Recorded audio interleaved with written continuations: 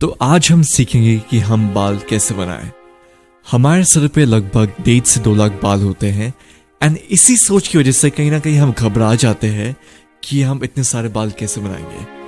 इसी जल्दबाजी को ध्यान में रखते हुए हम में से काफी लोग बालों को थोड़ा स्किप कर देते हैं, उनको इतना सही से नहीं बनाते, जो कि हमारा फाइनल स्केच परफेक्ट होता है जिससे काफी बुरी तरह। तो शुरुआत करेंगे हम एक लेड पेंसिल के साथ। ये पेंसिल आपको कहीं भी किसी भी शॉप पे आराम से मिल जाएगी। आप एक आम पेंसिल भी यूज कर सकते हैं। मैं इसको इसलिए यूज कर रहा हूं क्योंकि इसको शार्पन करने की जरूरत नहीं पड़ती है। पहले स्टेप में हमारा जो रेफरेंस पिक है हम उसे देखकर बेसिक स्ट्रक्चर को ड्रॉ करेंगे, यानी कि सारी आउटलाइंस।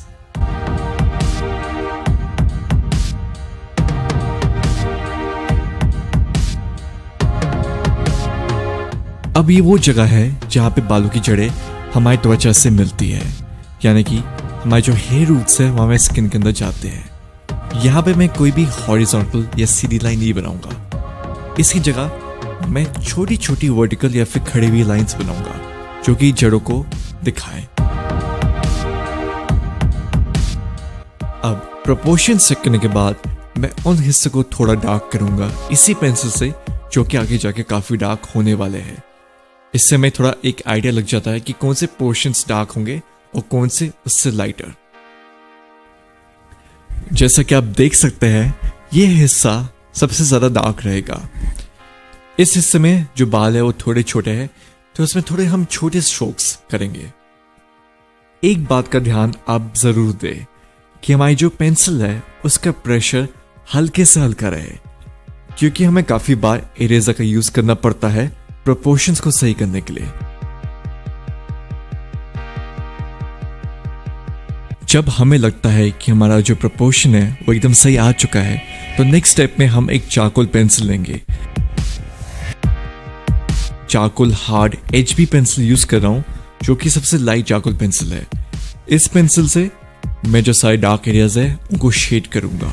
अभी भी प्रेशर मैं बहुत हल्का ही रख रहा हूं। अगर आप ध्यान दें तो आप देखेंगे कि मैं इस पेंसिल को सिर्फ एक ही दिशा में शेड कर रहा हूं, यानी कि मैं जिगजैग पैटर्न बिल्कुल भी यूज नहीं कर रहा हूं। एक ही डायरेक्शन में इस पेंसिल को मूव कर रहा हूं, चाहे वो लेफ्ट हो या राइट हो या कोई भी direction. No zigzag. Zigzag pattern use करने से हमारे पास कुछ ऐसे कोने आ जाते हैं जो कि थोड़े ज्यादा डार्क होते हैं बाकी पूरी लाइन से, एंड ये काफी हमारी ड्राइंग के जो रियलिज्म है वो खत्म कर सकते हैं।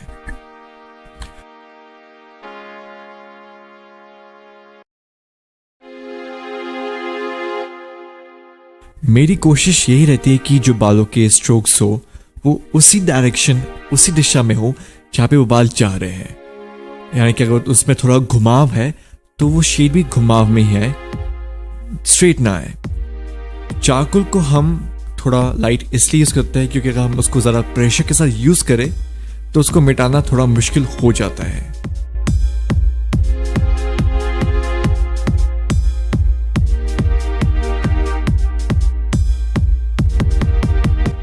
अब यहां से हमारे बालों की जो दिशा है वो थोड़ी बदल जाती है। वो थोड़ी ऊपर और दाईं तरफ जा रही है, क्योंकि यहाँ पे सारी जड़ें विजिबल है, तो यहाँ पे घुमाव थोड़ा अलग है। ये काफी ऑपोजिट है जो हमने नीचे की डायरेक्शन बनाई है उससे।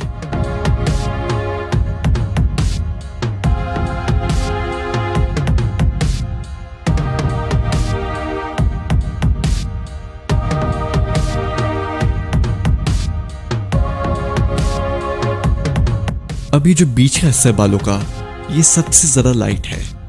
इसके ऊपरी और नीचे हिस्से में थोड़ी डार्कनेस है, क्योंकि यहाँ पे लाइट सीधा अटैक कर रही है।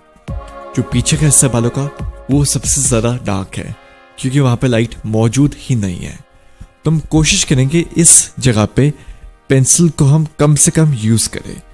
तो हम ऊपरी और नीचे वाले जो हिस्से है वहां से स्ट्रोक्स बीच की तरफ लाएंगे हल्के से प्रेशर के साथ।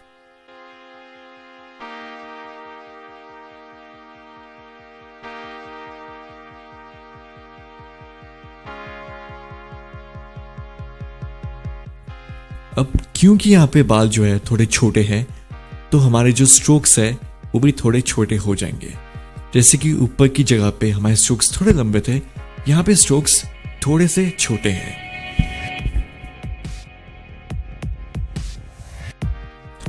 अब मैं यूज कर रहा हूं एक मीडियम चारकोल पेंसिल। ये हमारी हार्ड चारकोल पेंसिल से थोड़ी सी ज्यादा डार्क है। इससे हम जो हमारे डार्क पोर्शंस है उनको शेड करेंगे, स्टिल थोड़े कम प्रेशर के साथ ही।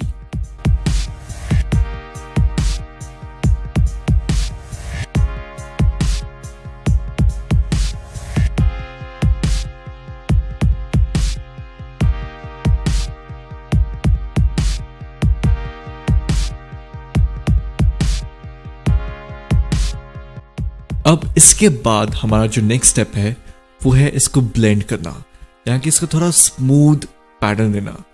अभी हम देख सकते हैं कि हमारा जो स्केच है उसमें काफी रफ पैचेस है, तो हम इसको स्मूथ करेंगे।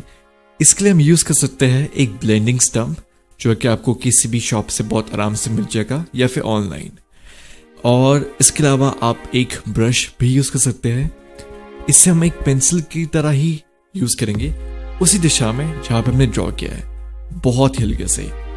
हम इसी जगह एक कॉटन बड भी यूज कर सकते हैं।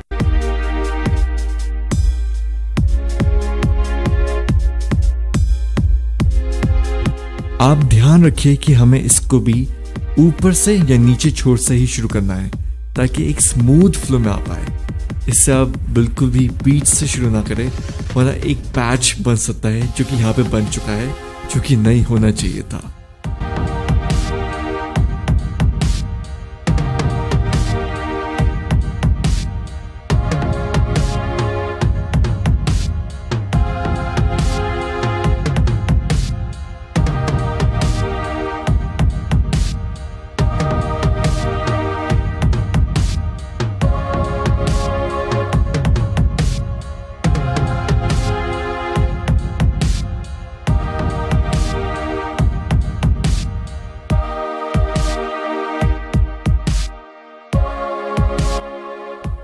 ब्लेंडिंग खत्म होने के बाद आप देख सकते हैं कि हमारी जो डार्क टोन्स थी, जो डार्क एरिया से, वो थोड़े से लाइट हो चुके हैं। स्मूथ है लेकिन लाइट हो चुके हैं। तो हम फिर से मीडियम पेंसिल को यूज करते हुए उनको डार्क करेंगे, इस बार थोड़ी सी डिटेलिंग के साथ।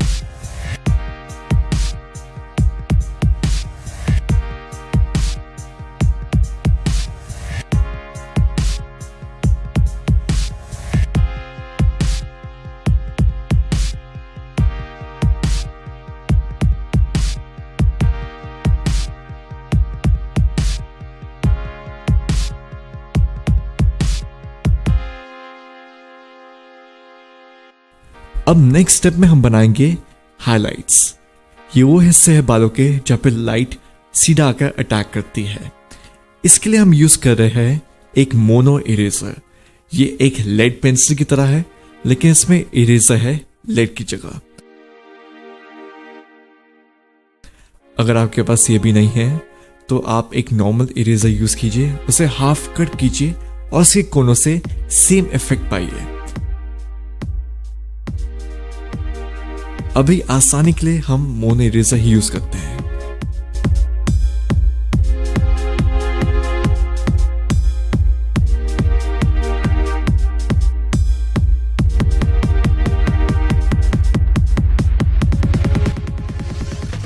अब अगले स्टेप में हम करेंगे बालों को थोड़ा और हाईलाइट। कैसे?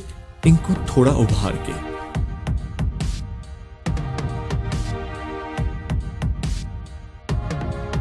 ये हमें कैसे करना है कि जो हमारी शेप है बालों की, उसके कोनों को हमने थोड़ा सा डार्क करना है। इससे जो बाल है वो काफी उभर के आपके सामने आ जाएंगे। ये थोड़ा सा डिटेल वाला काम है, इसको बहुत ही आराम से कीजिए और पेंसिल को शार्प ही रखिए। मगर हाँ, इसको हम वहीं पे ज़्यादातर इस्तेमाल करेंगे जहाँ पे शैडो है। लाइट वाले हिस्से में इसका लगभग कोई भी इस्तेमाल नहीं होगा।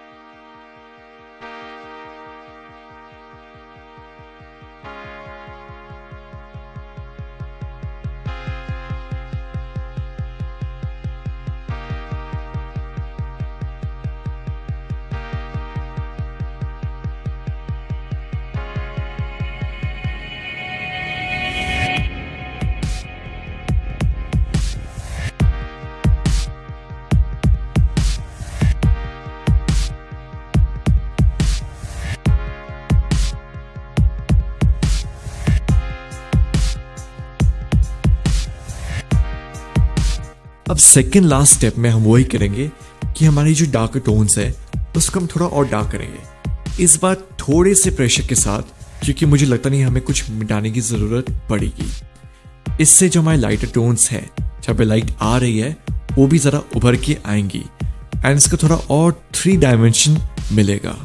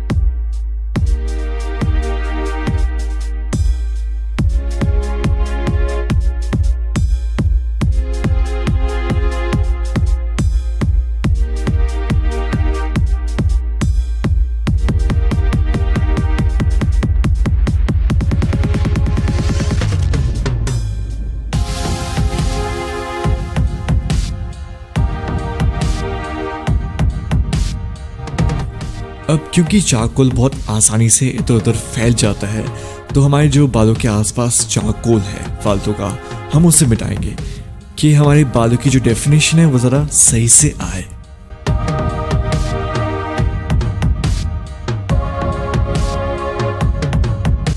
अब आखिरी में हम इस हिस्से की जड़ें बनाएंगे। जो हमारा स्ट्रोक है वो फिर से एक ही दिशा में होगा और वो जो थोड़ा डार्कर हिस्सा है जड़ों से ऊपर का, वहां से शुरू होकर जड़ों पे खत्म होगा एक बहुत ही लाइट स्ट्रोक के रूप में।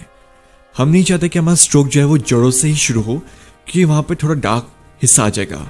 हम चाहते हैं कि वो खत्म हो जड़ों पे बहुत ही लाइटली, क्योंकि जड़ें जो है वो बहुत ही ज्यादा पतली होती है।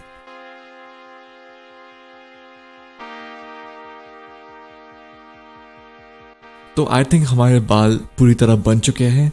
आप इस चैनल को सब्सक्राइब कर सकते हैं और सीखने के लिए, एंड आप खुद इसको ट्राई कीजिए एंड आप मुझे टैग कर सकते हैं इंस्टाग्राम पे, जिसमें मेरा यूजर नेम है अगम जौहर, एंड मैं इसको एज अ स्टोरी पक्का पोस्ट करूंगा।